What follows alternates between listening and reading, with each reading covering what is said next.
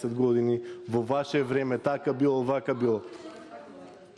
Граѓаните решиле, сме правиле грешки, ви дадоа подршка, сега реализирајте ги вашите ветувања со кои што ги добивте гласовите, а не да кажувате 11 години како било.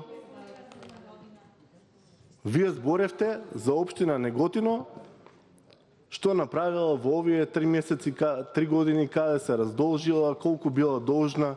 Јас ве прашав конкретно, разграничите ги тие две работи.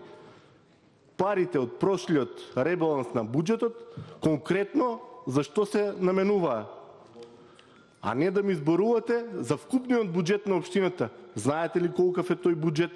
Па нормално дека и да седите од дома ќе направите едно нешто од тоа што го спомнавте, но каде се тие пари од ребалансот конкретно?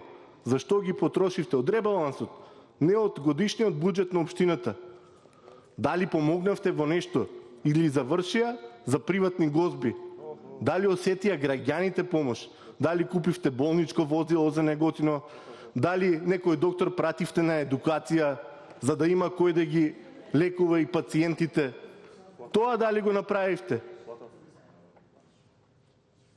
И зошто имало гинеколошко и амбулантите, како што сте тргнали, амбулантите ќе ги затворите, не гинеколошко. За твое појаснување, за да има гинеколог потребно е да има болница, а не здравен дом. А знаете дека вашето е здравен дом. Ама како што сте тргнале со лажните ветувања, од кои што пак чудно, за мене чудно, не ретерирате. Уште ветувате 100.000 денари за докторите.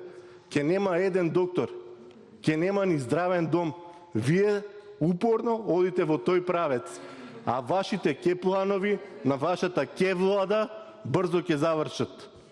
Барем тоа ке, знам дека брзо ке се исполни, затоа што граѓаните сакаат да слушнат конкретни мерки и сакаат да го почувствуваат подоброто, а не само да ветувате дека ќе биде подобро, ќе било вака.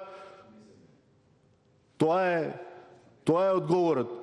И наместо да го искритикувате овој ребаланс на буџетот, пошто е популистички, бидејќи е крајно време за да го стопираме масовното иселување на сите граѓани од државата, само со еден реалистичен пристап, вие уште продолжувате со истата реторика како вашата партија. Барем очекував од вас како пратеник да бидете малце пореален кон тој аспект. Ви благодарам.